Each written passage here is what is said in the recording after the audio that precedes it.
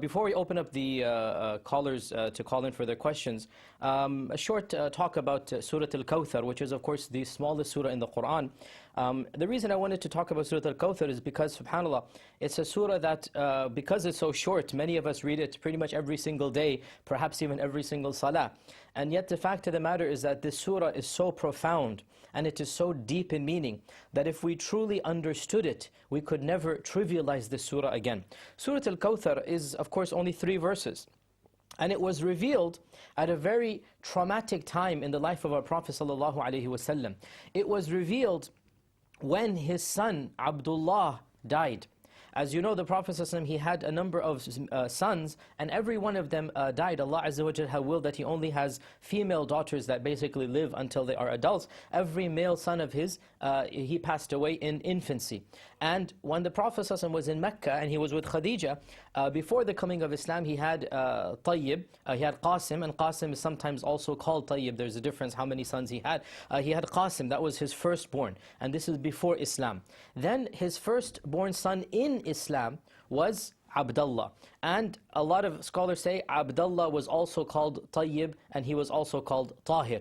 And this Abdullah, he passed away when he was just a baby, when he was just a few months old, and we don't have much information about him. Now, the Arabs of Mecca, as you know, they prided male genealogy, they prided male sons, and they considered real offspring really to be males. Females were, as you know, discarded or killed at birth or something, and they considered that the male offspring will keep the lineage, will keep the prestige of the family alive. So, the fact that our Prophet ﷺ did not have any sons before Abdullah was actually a matter of great, if you like, consolation to the Quraysh, that they liked it, that he didn't have any sons. So when he had a son, they felt depressed that how can he have a son?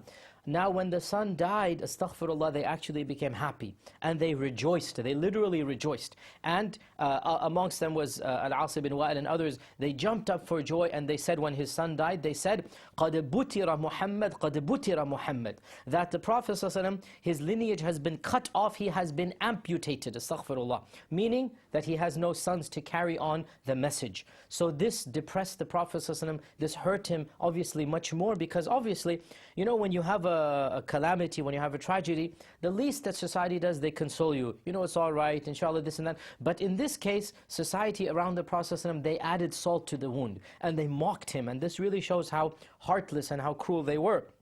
So they were jumping for joy, saying, قَدْ بُتِرَ مُحَمَّدْ قَدْ بُتِرَ مُحَمَّدْ. And this means that Muhammad ﷺ has become amputated, meaning he has no male progeny. At this, Allah revealed, إِنَّا أَعْطَيْنَاكَ الْكَوْثَرَ فَصَلِّ لِرَبِّكَ وَانْحَرْ إِنَّ شَانِئَكَ هُوَ الْأَبْتَرُ. That verily, we have given you Al-Kawthar. And Al-Kawthar is the greatest fountain of Jannah.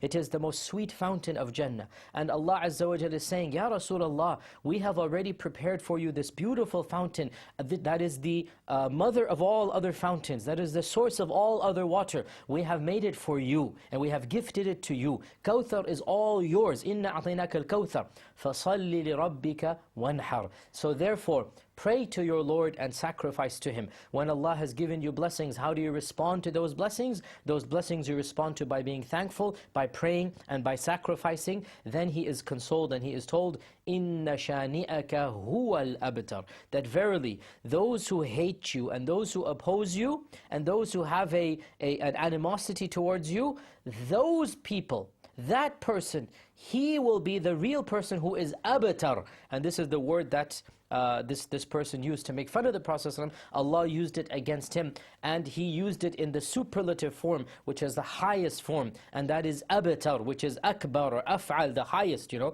So you have kabir and you have akbar, you have large and you have the largest. So Allah said, the one who opposes you, he is going to be the one who is completely cut off from all good. Inna shani'aka huwa al-abtar.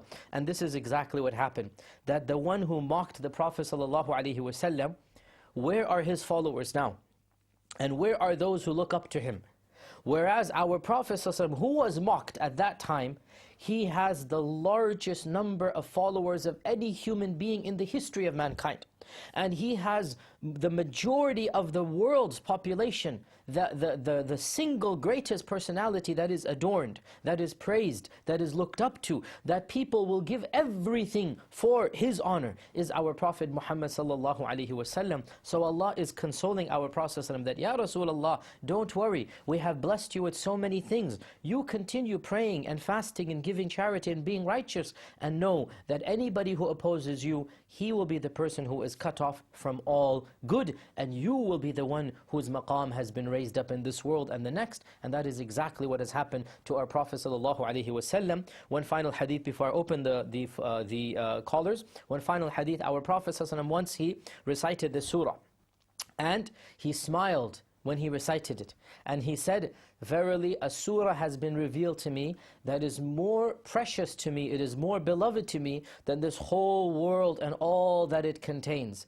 And then he recited Surah Al-KAWTHAR, and this surah made him happier than this whole world and all that it contains. So next time, my dear brothers and sisters, next time we read Surah Al-KAWTHAR in our salah, next time we recite it, let us not recite it in haste. Let us not choose it because it is the smallest surah. Let us realize that this one surah was more precious to our Prophet ﷺ than this whole world and all that it contains. And much more can be said, but time is of course of the essence. So now I open the floor to the callers. So